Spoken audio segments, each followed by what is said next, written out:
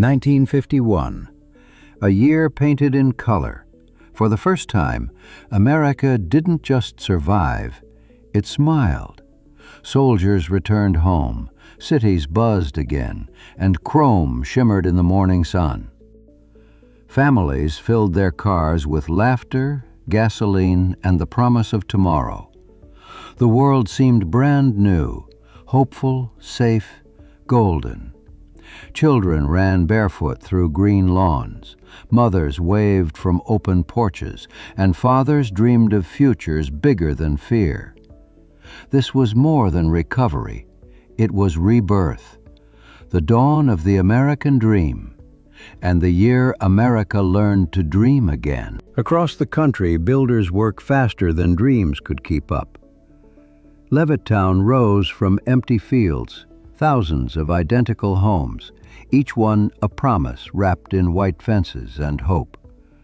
For just $8,000, you could own a piece of the American future. Inside, miracles of modern life hummed and buzzed, toasters that glowed, washing machines that sang, and televisions that talked. The American home had become its own frontier, and every living room was a kingdom of comfort. Bring that 1950s warmth home. See the authentic retro radios and speakers below.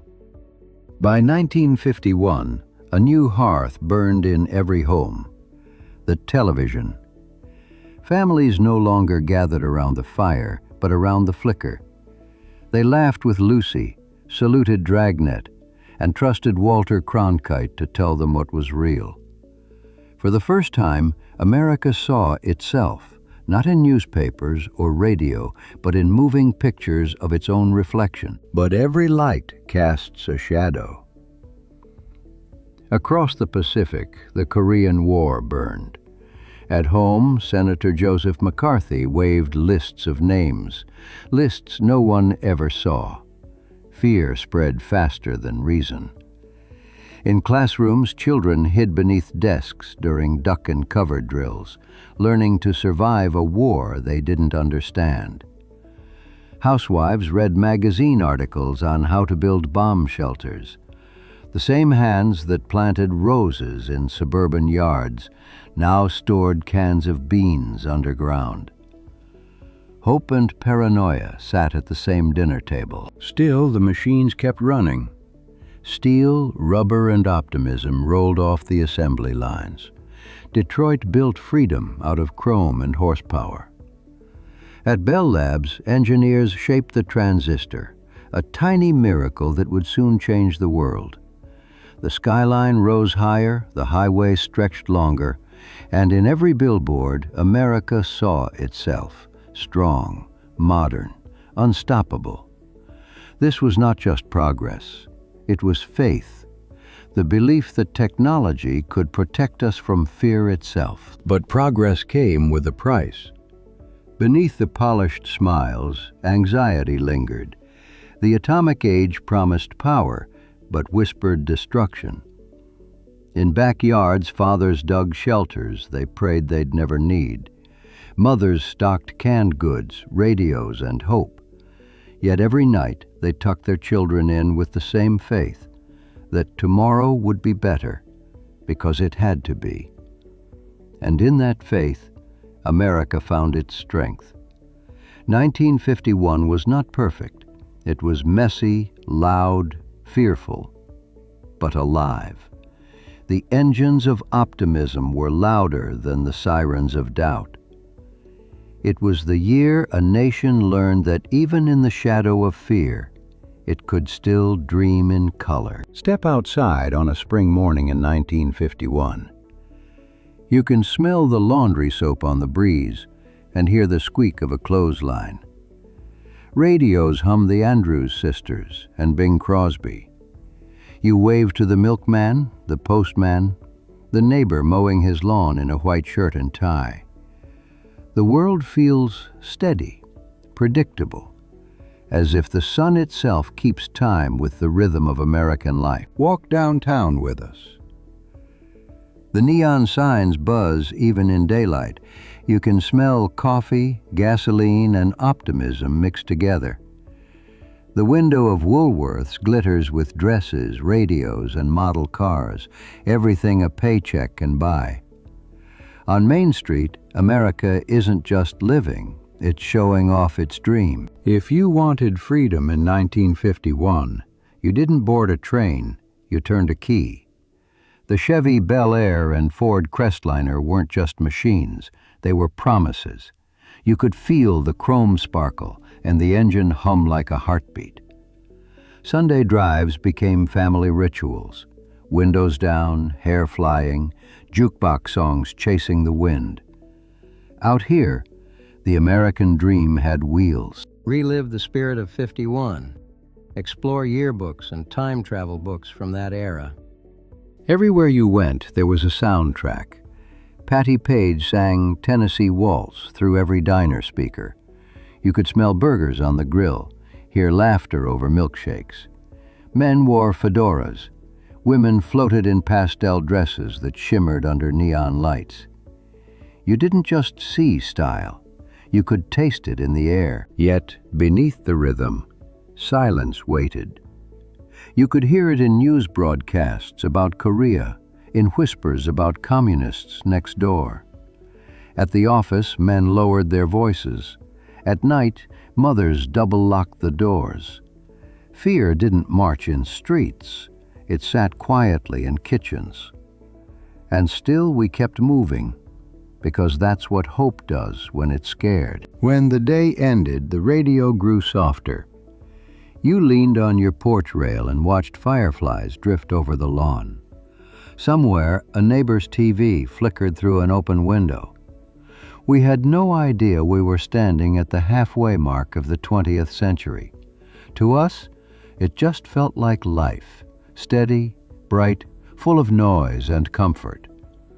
The dream wasn't perfect, but it was ours, painted in Kodachrome and paid in monthly installments. Tomorrow would bring faster cars, louder music, maybe a new fear, but also a new kind of faith. We didn't call it nostalgia then. We just called it America. Look up. The sky in 1951 wasn't just blue. It was filled with questions. Invisible lines divided the world into east and west, freedom and fear. The news spoke of bombers and borders, of a new kind of weapon that could erase cities in seconds. We watched the clouds differently then, half in wonder, half in dread. But even as the Cold War cast its shadow, the American sky remained our favorite canvas for dreams. Everything felt closer in 1951. News crossed oceans in seconds. Photographs of war and wonder arrived the same day. For the first time, we began to understand that the world wasn't endless. It was small, connected, fragile. We had built machines that could travel faster than our fear, but not faster than our imagination. When the lights dimmed and the projector hummed, the fears outside disappeared for a while. Movie theaters became America's escape hatches. You could travel the world without leaving your seat, to the Wild West, to outer space, or into Technicolor fantasies. An American in Paris danced across the screen, and we clapped for joy, believing Gene Kelly's smile could keep the darkness away. In those velvet seats, we didn't just watch stories. We remembered who we were trying to be. But outside the theaters, voices were rising. A generation returning from war wanted more than comfort. They wanted meaning. Soldiers who had seen the world began to question old truths. Black Americans who had fought for freedom abroad came home demanding it here. 1951 was quiet on the surface, but beneath it, the sound of change had already begun. When night fell, we closed the blinds and turned the dial. Radio voices filled the dark, preachers, presidents, comedians, dreamers. A single glowing lamp and a voice from 1,000 miles away, that was enough to make us feel safe. Outside, headlines screamed of spies and secrets, but inside there was peace, the kind only found in routine, in family, in faith.